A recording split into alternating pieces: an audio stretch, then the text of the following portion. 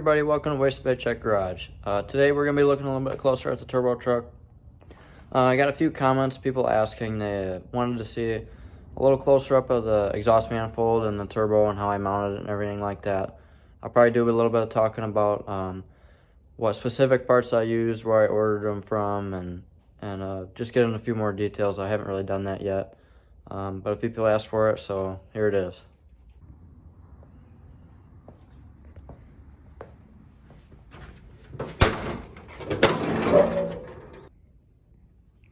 So here's what we got going on here. Down there for an exhaust manifold, I used the 4.9 HD manifold. It's a factory Ford manifold. It came off of like a F6 or F700 with a straight 6 in it. They flow decent, not as good as split manifolds, but the biggest selling point for me was that single dump exhaust right in the middle. And it points almost straight down. It's not perfect, but it's pretty close. And so what I did for exhaust is I came out of that outlet,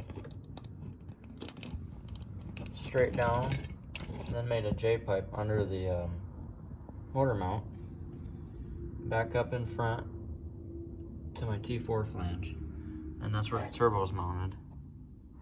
And I got one bracket up here, and then I got another bracket down there on the bottom.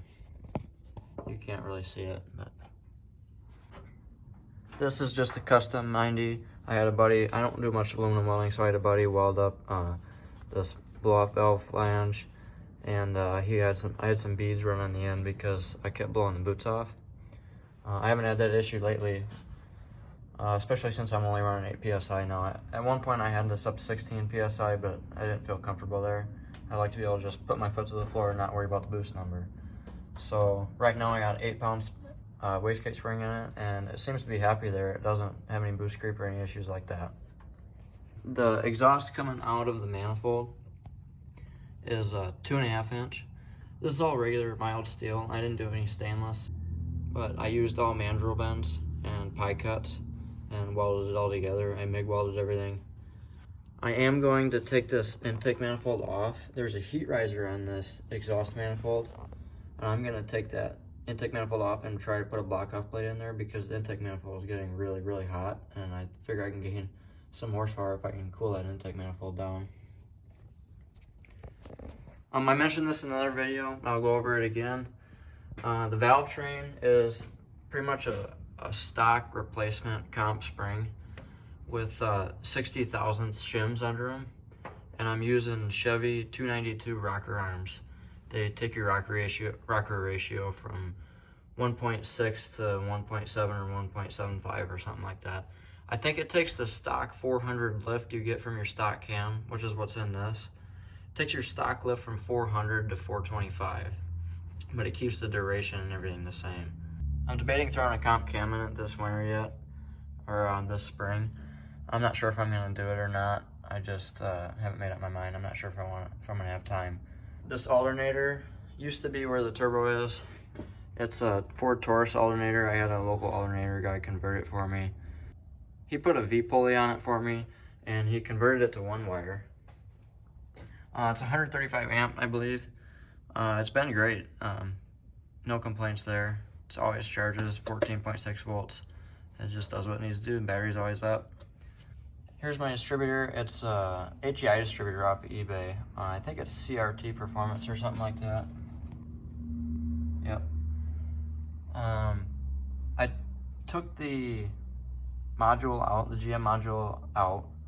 I locked out the mechanical and the vacuum and vent. So the distributor is locked out at 35 degrees, and the MSD pulls timing out as need be. The 6AL-2 programmable box works with a laptop, and you put a custom timing curve on a laptop, so you have 100% control over the timing curve. You can do whatever you want with it. The possibilities are endless. That's why I went that route. And I also got a map sensor over here for my boost retard curve. I did have to move my battery over here. It was on that side. I had to move it over here, so I got a pretty long positive cable now. So I had to make a new positive cable, but that's no big issue. it's just a lot of custom stuff going on. There's not a lot of aftermarket support for this engine. No, there's not a performance market for it, really. You can get 4-barrel manifolds and headers, and that's about it. There's really not good options for valve springs, or there's quite a few cams out there now, but still nothing like a small block Chevy or anything like that. I ended up going with the Holley Sniper. It's a 4150 Super Sniper. I can't remember what horsepower it goes up to. I got the Sniper and the fuel system kit. It's a frame mounted pump, and it's all this AN line, stainless line all the way up from the tank. I used my factory, or not my factory, my old hard line. I used that one as a return, and I got a regulated return on it. You see my regulator down there. It runs at about 50 PSI or something like that. I don't remember. I've got it set where it needs to be, but it's been a long time already. I've still got the stock radiator in it, and surprisingly, it's keeping up.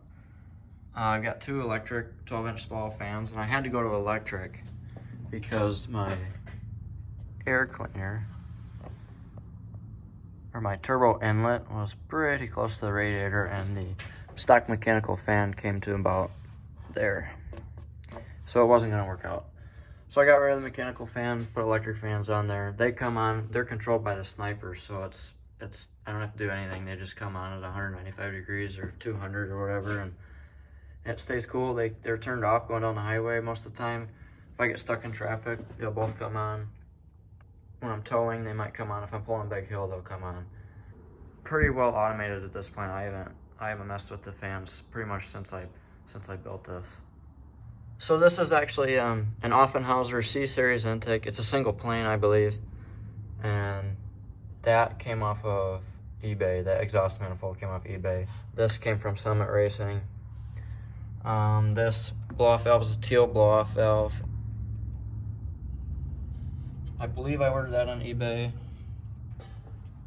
Bunch of these boots all came from Amazon. They've been pretty good so far. I've blown them off a few times, but I haven't ripped any. The only reason I blew them off before is because I was using that plastic charge pipe that ended up exploding on me. That's why I had to go to this aluminum one. It's a low power throttle cable, universal throttle cable off Amazon. Just had to measure up for that. Super easy to put on. The turbo is a VS Racing 7875. It's pretty big, but it's what I found on I actually found it on Facebook Marketplace for, I don't remember, it was a couple $100. I think they go for $600 or $700 new. It was just super easy, well, that's actually the reason I ended up turboing this thing. It's just because I saw this turbo for sale, or I saw another turbo for sale and set my mind on it. And this was the right price, so this is what I ended up with. It's not as laggy as you'd think. I can get under the turbo a little bit if I climb a big hill and I lug down too far. If I get down around 1500 RPMs or 1800 RPMs with a big load, 4th gear, I'll get under the turbo downshift, but that's really not a big deal. I'm really hoping to alleviate that with the 5-speed. It'd be a lot better to have closer gear ratios and have a few more gears in there. But so far, I'm very pleased with it. It drives like a factory turbocharged vehicle. I mean, the transition to boost is smooth, runs great, it's quiet, until I open the exhaust cutout. I mean, it just runs great. It's like it's meant to have a turbo on it, and it's still a stock bottom end, stock piston, stock head, stock cam even. I literally have not been inside this engine, and it's got good oil pressure, good compression, runs good. I mean, it's just handled this boost like a champ. I mean, we all knew the 300 is tough, but I mean, the proof is in the pudding, you know. That's pretty much all there is to it, guys. If you have any more specific questions, if I missed anything, just drop it down in the comments. I'll try to give you an answer. If I have to do it in a video, I will. But I mean, I'm sure I'm missing a few things, but it's been so long since I built this thing. It's been over 2 years already. And it's been running for 2 years pretty much non-stop. I haven't really had anything break. I probably will now that I said that, but so far it's just been loyal. I don't know how else to describe it.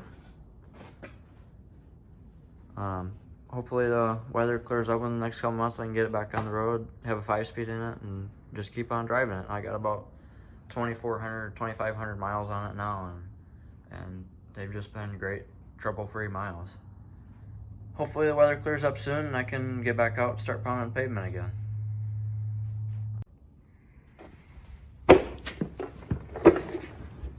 I figured I'd roll under here in this lake and show you guys what I got going on. Yeah, I need to go through this front axle, I just haven't done it yet. So here's what we got going on for a wastegate. It's all covered in oil. When I do the 5C swap, I gotta do a rear main in this. But anyway, here is my J pipe. It comes down from the manifold, right up there. Here's my flex pipe, goes under the frame perch for the motor mount, and then back up to the T4 flange. You can see my oil drain up there too, goes right into the pan.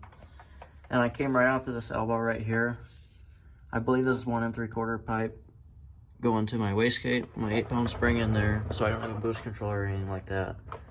And then I took the outlet of the wastegate, ran it to a flex pipe, and then right back into the tailpipe. And the reason I did that, I used to have that dumped under the truck, but as soon as the wastegate opened, all you could hear was basically an open manifold, and it kind of drowned out the turbo, and I got a little tired of that. So I plumbed it back into the tailpipe, and you almost can't even tell when the wastegate opens now. And here's my exhaust cutout. You can see where I welded it in there.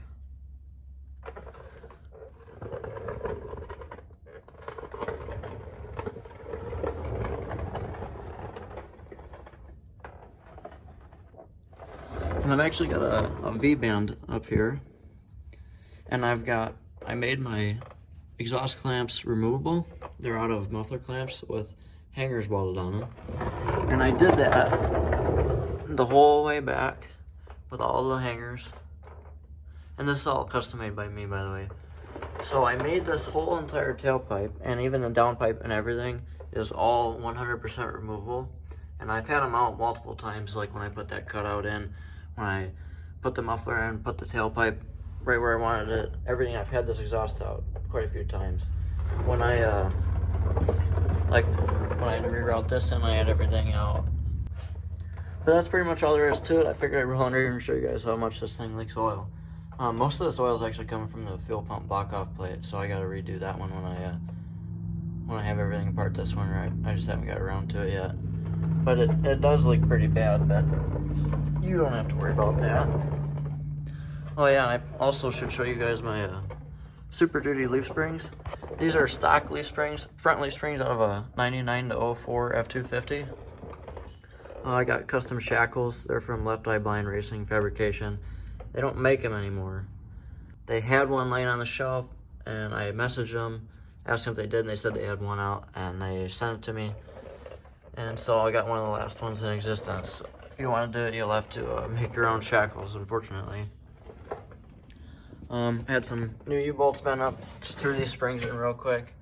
It ended up lifting the truck about 3 inches in the front.